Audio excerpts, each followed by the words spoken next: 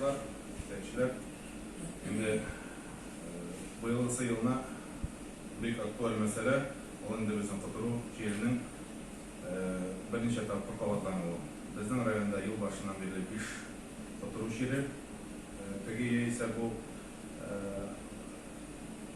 хайванның чирләве күренде.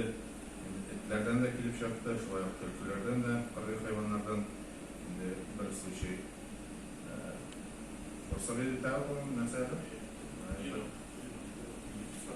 Енот мәсьәле. Шулай ук бер случай янут белән булды. Шуңа инде бу мәсьәләгә җитди карарга кирәк дип исәплибез. Безнең шушы юнәлештә эшли торган комиссиябыз да бар. Ул комиссия тарафыннан авыл башлыкларына, хуҗалык җитәкчеләренә безнең рекомендациялар җиткерелә.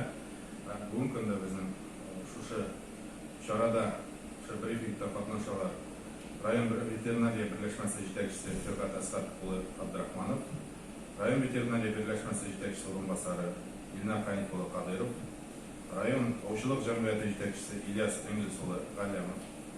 Һәм инде алар үзләренең гомумән шушы ситуация турында белешмәләрен биреп китерләр. Һәм инде шәхси очракта да, хуҗалык очракларында да ничек шушы Котыру җиренә каршы чаралар күрергә, шуның турында да әйтеп китерләр.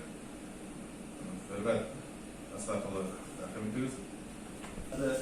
Райондашлар, Яңа Балтач авылында 88 күнне Чишмә урамында 32 җирдә төлке килеп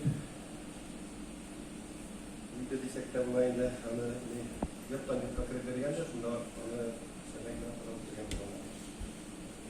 Шуңа күрә хәзер районда бу нигә карата карантинда китләндә бу авылда, Балтач авылында бүгін иртәгә чыгарга тиешле министрлыкның устанавлениесе.